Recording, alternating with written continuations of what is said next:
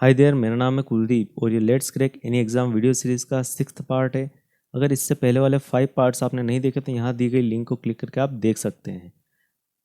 बिना उन वीडियोस को देखे 5 पार्ट्स को देखे आप 6th पार्ट पे आएंगे तो आपको कुछ समझ में नहीं आएगा, तो इसलिए आप पहले उन्हें देखिए। नाउ ये जो 6th पार्ट है ये मोस्ट इम्पोर्टेंट पार्ट है मेरी स्ट्रेटजी का, तो आपको इसको पूरा देखना ही है। अगर आप वीडियो में आ चुके तो आपको इसको एंड तक देखना है, बीच में इसे मत छोड़ना। अब जो 5th स्टेप होती है 6 सिग्मा में वो होती है कंट्रोल। तो मैं कंट्रोल प्रोसेस को पहले पढ़ा रहा हूँ और जो 4th स्टेप होती है इम्प्रूव उसे मैं बाद में बताऊँगा। तो हमें कंट्रोल प्रोसेस पहले क्यों करनी है, क्योंकि इसकी रिक्वायरमेंट हमें अभी लग रही है। तो अगर हम कंट्रोल प्रोसेस को अच्छे से करेंगे तो हमें क्या क्या बेनिफिट होंगे, हमारी रेगुलरिटी बढ़ेगी, डिसिप्लिन आएगा, मोटिवेशन मिलेगा और हम मेटिकुलस बनेंगे। तो इन सभी पॉइंट्स को ये कंट्रोल प्रोसेस कवर करेगी। पहली बात जो कंट्रोल प्रोसेस में आती है कि अगर आप एक सब्जेक्ट को पढ़ रहे हैं, एक सब्जेक्ट को आपने स्टार्ट कर दिया है पढ़ना, तो आपको अगले सब्जेक्ट पर तभी जाना है जब तक कि वो सब्जेक्ट कंप्लीट नहीं हो जाता। क्योंकि होता है कि हम पैरेलल 4-5 सब्जेक्ट कर लेते हैं, तो उसमें जो सब्जेक्ट शुरू होता है तब सब्जेक्ट अच्छा लगता है, उसमें लेवल कम रहता है, आसान चीज़ें आती है, डेफिनेशंस आती है, तो हमें पढ़ने में बहुत मज़ा आता है उस सब्जेक्ट को।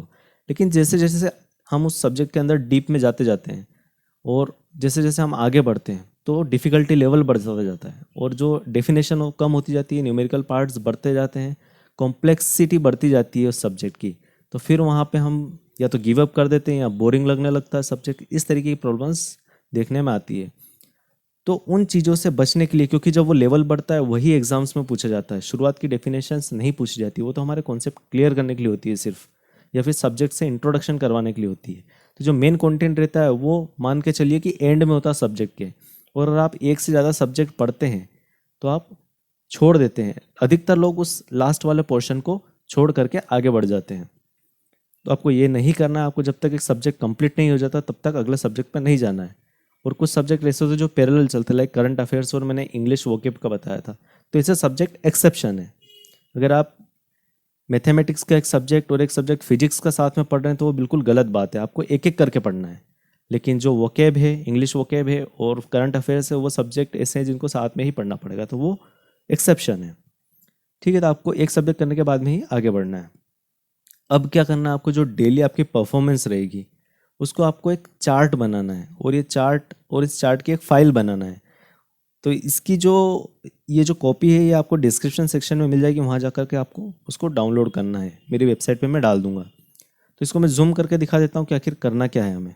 तो सबसे पहले हमें क्या करना है, सब्जेक्ट का नाम लिखना है, किस सब्जेक्ट के लिए हम प्रिपेयर कर रहे हैं। जो हमने सब्जेक्ट की लिस्ट बनाई थी 11 सब्जेक्ट की, उनमें से पहला सब्जेक्ट, क्योंकि अगर हम सबसे पहले स्टार्ट कर रहे हैं तो पहले सब्जेक्ट से करेंगे। पहला सब्जेक्ट हमें नाम डालना है, जो अपने केस में था general aptitude, sorry quantitative aptitude. तो क्वांटिटेटिव एप्टीट्यूड हम यहाँ पर लिख देंगे सब्जेक्ट का नाम। उसके बाद टाइप में आपको ये लिखना है कि आप यहाँ पर पहली बार स्टडी कर रहे हैं, यानी सब्जेक्टिव स्टडी कर रहे हैं या फिर रिवीजन कर रहे हैं। तो वो टाइप आपको यहाँ पे डालना है कि आप किस तरीके की स्टडी के बारे में जो ब्यौरा है वो इस वाले पेज में डालने वाले हैं। तो ये आपने लिख लिया। उसके बाद ये पेज नंबर, कि ये कौन सा पेज नंबर है सीरियल में, ताकि आपको ढूंढने में आसानी होगी। ठीक है, इतना आपने भर दिया। उसके बाद में आपको क्या करना है, डेट लिखनी है। मान लीजिए आप आज पढ़ाई कर रहे हैं और आज 20 तारीख है, तो आपको यहाँ पर 20 अगस्त 2020, एक एग्जाम्पल के लिए मैंने डेट ली है, 20 अगस्त 2020 आपको यहाँ पर लिखना है। उसके बाद आपको क्या करना है, उसके बाद आपको टॉपिक या फिर बुक का नाम, लाइक अगर आप मल्टीपल रेफरेंस यूज़ कर रहे हैं, दो या दो से ज़्यादा बुक यूज़ कर रहे हैं, तो आप बुक का नाम यहाँ पर लिख सकते हैं कि मैं इस बुक को पढ़ रहा हूँ। या फिर अगर आप एक ही बुक यूज़ करते हैं तो आप टॉपिक का नाम लिख सकते हैं कि मैं इस टॉपिक को पढ़ रहा हूँ। उसके बाद में इस टॉपिक को आपने कितनी बजे पढ़ना शुरू किया और कितनी बजे तक पढ़ा, ये आपको टाइम डालना है। और ये टाइम कैसे डालना है जस्ट नेक्स्ट स्लाइड में मैं आपको बताने वाला हूँ। तो वो टाइम आपको यहाँ पर डालना है। उसके बाद में बैलेंस, तो ये जो ऊपर वाला पोर्शन है यहाँ पर आपको ये डालना है कि आपने आज के दिन में कितने घंटे पढ़ाई करी। लाइक अपने केस में जो मैंने स्ट्रेटजी बनाई थी 5 महीने वाली, जो कि मैंने डिफाइन पार्ट में ली थी, उसके अंदर मैंने 8 घंटे डिसाइड किए थे, जो कि इस सीरीज़ का सेकंड वीडियो उसके अंदर मैंने बताया था। तो मैंने 8 घंटे लिए थे। अगर मैं 8 घंटे आज के दिन में पढ़ाई कर लेता हूँ तो इस वाले पोर्शन में, मैं इसको क्लियर कर देता हूँ, इस वाले पोर्शन में मैं लिखूंगा 0800, मतलब कि 8 घंटे, और इस वाले पोर्शन में लिख दूंगा 0.00, मतलब 0 घंटे। ठीक है, अब नेक्स्ट डे आते हैं। नेक्स्ट डे पे मैंने क्या करा, 6 घंटे पढ़ाई करी सिर्फ। तो यहाँ पर मैं लिखूंगा कितने, 6 घंटे, और यहाँ बैलेंस में क्या लिख दूंगा, -2 घंटे, क्योंकि मुझे 8 घंटे पढ़ना था बट मैंने एक्चुअली पढ़ा 6 घंटे। तो जो 2 घंटे है वो कहाँ चले गए, बैलेंस में। तो मैं इस तरीके से यहाँ पर बैलेंस लिखूंगा कि कितने घंटे मैंने कम पढ़े। अब ये जो 2 घंटे हैं इनको, ये क्योंकि माइनस में मुझे लिखना -2 घंटे, अब मुझे यहाँ पर 10 घंटे पढ़ना पड़ेगा क्योंकि मुझे ज़ीरो करना है, ये बैलेंस को मुझे ज़ीरो बनाना है। तो मुझे यहाँ पर 10 घंटे पढ़ने पड़ेंगे, तब जाके ये ज़ीरो होगा। या फिर मैं ऐसा करता हूँ कि यहाँ पर 9 घंटे पढ़ लिया और यहाँ पर भी 9 घंटे पढ़ लिया, तब जाके 1 घंटा यहाँ से माइनस हो जाएगा, 1 घंटा यहाँ से माइनस, मतलब जो माइनस का माइनस प्लस हो जाएगा। -2 घंटे चल रहे थे तो 1 घंटा यहाँ कम हो जाएगा, तो -1 घंटा बच जाएगा, फिर एक -1 घंटा यहाँ से कम हो जाएगा, तो बच जाएगा कितना, 0 घंटे। तो मैं इसको, मैंने जो प्रिपरेशन करी थी उस टाइम पे जो मैंने फाइल बनाई थी उससे मैं एग्जांपल लेता हूँ। तो देखिए ये 2019 में मैंने प्रिपेयर करा था और ये सब्जेक्ट है इंजीनियरिंग मैथमेटिक्स। इस सब्जेक्ट का मैंने ब्यौरा यहाँ पर लिखा हुआ है। तो मैंने कुछ इंप्रूवमेंट करे थे अपनी फाइल में, लाइक आप यहाँ पे देखें अगर, तो ये सब्जेक्ट, टाइप और पेज नंबर ये मैंने यहाँ पर इंक्लूड किए हैं, जो कि यहाँ पर मैंने ऐसे ही लिखा था, यहाँ पर कुछ टाइप नहीं किया था। तो मैंने एक इंप्रूवमेंट किया था, इसलिए मैंने आपको कहा कि हम कंट्रोल को पहले लेंगे, इंप्रूवमेंट को बाद में लेंगे। तो मैं 18 नवंबर की तारीख के बारे में बात करता हूँ। तो 18 नवंबर को मैंने शिव प्रकाश शुक्ला सर के नोट्स से पढ़ा था। शिव प्रकाश शुक्ला सर की कोचिंग है आई थिंक इन गोरखपुर, मुझे उनके नोट्स मिल गए थे तो मैंने उनसे पढ़ लिया था। मैं एमपी का रहने वाला हूँ बट मुझे उनके नोट्स कहीं से मैनेज हो गए थे। तो मैंने शिव प्रकाश शुक्ला सर के नोट्स से पढ़ा था। सुबह 11 बजे से दोपहर के 1 बजे तक पढ़ा। उसके बाद में फिर मैंने ब्रेक लिया 2 घंटे का, फिर 3 बजे से शाम के 6 बजे तक पढ़ा। उसके बाद में मैंने 3 घंटे का ब्रेक लिया और फिर 9 से 12 बजे तक पढ़ा। तो इतने घंटे मैंने पढ़ा। कितने घंटे हो गए ये, 11 से 1 2 घंटे, फिर 3 से 6 3 घंटे और फिर 9 से 12 3 घंटे। तो टोटल मैंने कितने, 8 घंटे पढ़ाई करी। 8 घंटे मैंने पढ़ाई करी। उसके बाद में मेरा माइनस का टाइम कितना चल रहा था, बैलेंस टाइम -35 घंटे। तो आप देखिए ये बहुत बड़ा आपको मोटिवेशन मिलने वाला है। मैं एक वीडियो इसके बाद में बनाऊंगा, उसमें आपको बताऊंगा कि ये कैसे हेल्प करेगा आपको बैलेंस। तो आप देखिए मेरा बैलेंस टाइम कितना चल रहा है, -35 घंटे। बहुत ही ज़्यादा समय है, बट मुझे एग्ज़ाम में पैर रखने से पहले इस समय को ज़ीरो बनाना है, तभी मैं खुद को प्रूव कर पाऊंगा कि मैंने मेहनत करी थी। अगर ये माइनस का ज़ीरो यहाँ पर नहीं आता है तो समझ लिए मैंने मक्कारी करी। तो आप देखिए मैंने कितनी मक्कारी करी, -35 घंटे। उसके बाद में 19 नवंबर पर आते हैं। तो 19 नवंबर पर भी आप पूरे डिटेल देख सकते हैं कि मैंने कितने घंटे पढ़ाई करी, कितनी बजे से कितनी बजे तक पढ़ाई करी। और यहाँ पर आप देखिए 6.5 घंटे मैंने पढ़ाई करी। तो जो 35 घंटे था, 35 घंटे, अब 6.5 मैंने पढ़ाई करी और मुझे करनी थी 8 घंटे। तो कितने घंटे मैंने कम पढ़ाई करी, 1.5 घंटे। तो ये जो -35 घंटे थे इसमें 1.5 घंटे और जुड़ जाएंगे, तो ये हो गए -36.5। अगले दिन पर आते हैं, मैंने 5 ही घंटे पढ़ाई करी, जो मुझे करनी थी 8 घंटे, तो 3 घंटे मैंने कम करी। तो -36 में कितने जुड़ गए, 3 और जुड़ गए, तो -39 घंटे और 30 मिनट। तो इस तरीके से आपको ये बैलेंस लिख करके चलना है। और इसको ज़ीरो मैंने कैसे किया वो भी आपके लिए एक बहुत बड़ा मोटिवेशन होगा। मैं उसके लिए एक वीडियो बनाऊंगा और आपको वो ज़रूर से देखना है कि कैसे मैं आई थिंक -45 या 46 घंटे तक पहुंच गया था। और फिर मैंने एग्ज़ाम में जाने से पहले उसको ज़ीरो बनाया था, पढ़ाई करके ज़ीरो बनाया था, हाथों से ज़ीरो नहीं बनाया था। तो मैं आपको बताऊंगा कैसे मैंने उसको मैनेज किया था, तो क्या मोटिवेशन आपको उससे मिलेगा। तो अब देखिए मैंने यहाँ पर तो टाइम डाल दिया, पर इसका क्या प्रूफ है कि मैंने इस टाइम पर पढ़ाई करी थी। हम वो लोग हैं, इंसान वो लोग हैं जो कि दूसरों के साथ तो धोखा करते ही हैं, खुद के साथ भी धोखा करने शुरू कर देते हैं। ठीक है, मैंने आज स्टार्ट करा प्रिपरेशन तो मैं 1 दिन सही टाइम लिख दूंगा, 2 दिन सही टाइम लिख दूंगा, 3 दिन सही टाइम लिख दूंगा, लेकिन इसके बाद में अपना दिमाग लगेगा, टाइम भरना, इधर बराबर टाइम दिखेगा लेकिन काम कुछ नहीं होगा। तो भैया आप क्या करें, हमें पढ़ना तो है। तो अब मैं क्या करता हूँ, जो नोटबुक जिसके अंदर मैं प्रैक्टिस करने वाला हूँ उसके अंदर भी ये टाइम डालूंगा। जिस टाइम पे मैं पढ़ाई कर रहा हूँ उस टाइम को मैं प्रैक्टिस बुक में भी डालूंगा। तो आप देखिए यहाँ पर 18 तारीख को टाइम क्या है, 11 से 1 और 3 से 6। देख लिया आपने टाइम, ये टाइम मैं आपको अगले स्लाइड में बताने वाला हूँ और इसमें मैंने क्या पढ़ा वो भी मैं बताऊंगा आपको। तो आप याद रखिए 11 से 1 और 3 से 6, 18 नवंबर को। देखिए ये 18/11/2019 यानी 18 नवंबर। टाइम क्या है, 11 से 1। यही टाइम यहाँ पर भी था, 11 से 1। तो 11 से 1 में मैंने क्या पढ़ा, मैं पढ़ रहा था मैट्रिक्स पढ़ रहा था मैं। ठीक है, तो मैंने यहाँ से पढ़ना शुरू किया। उसके बाद में ये भी पेज मैंने उसी टाइम में पढ़ा। ठीक है, इतना मैंने पढ़ा कब से कब तक, 11 से 1 बजे तक, 2 घंटे में मैंने इतना पढ़ा।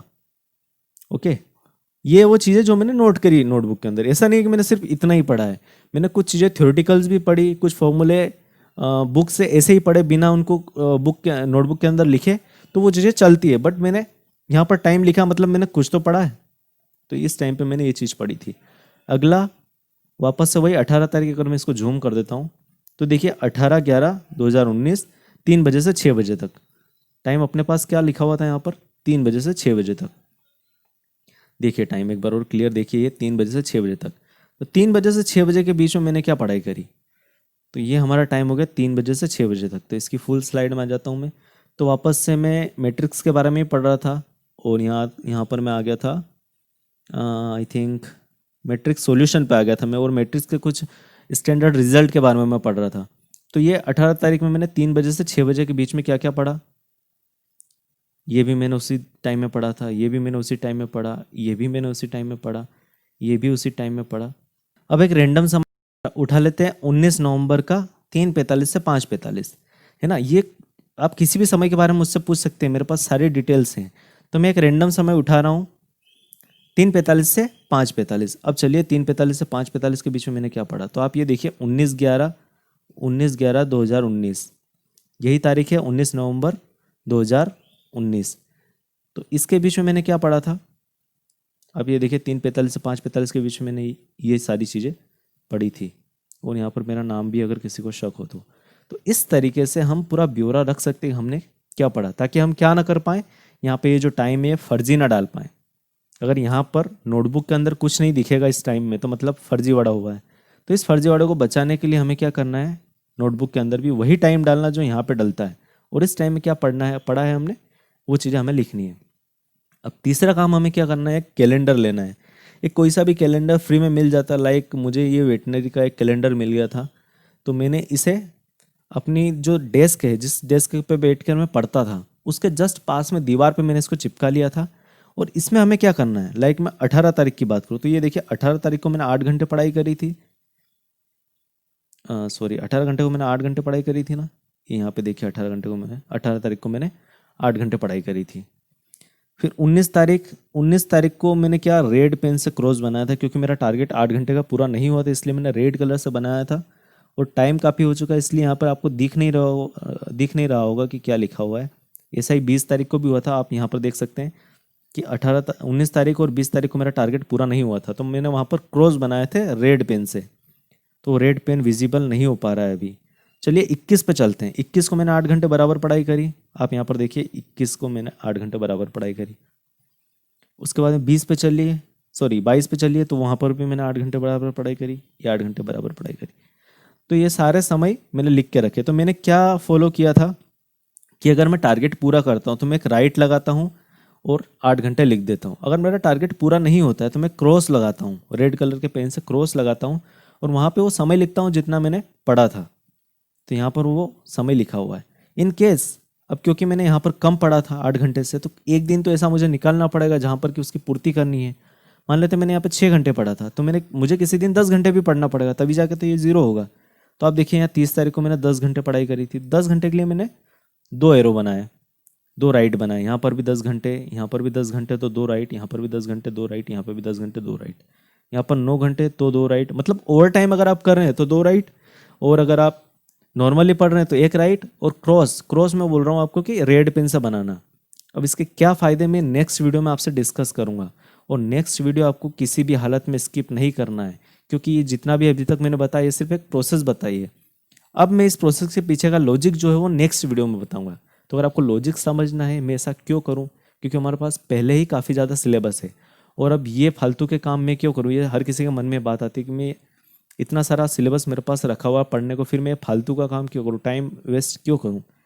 तो उसका लॉजिक मैं नेक्स्ट वीडियो में बताऊंगा कि मैं आपको ऐसा क्यों करवा रहा हूँ, क्योंकि ये मैंने 6 सिग्मा से बनाई है स्ट्रेटजी, पूरी टेक्निकल स्ट्रेटजी है। तो मैं आपको ऐसा कुछ भी नहीं बताऊंगा जिसके पीछे कोई लॉजिक ना हो। तो आप अगर नेक्स्ट वीडियो आपको देखना है तो आप यहाँ जाकर देख सकते हैं, और इस प्लेलिस्ट में जाना है तो यहाँ जाकर विजिट कर सकते हैं।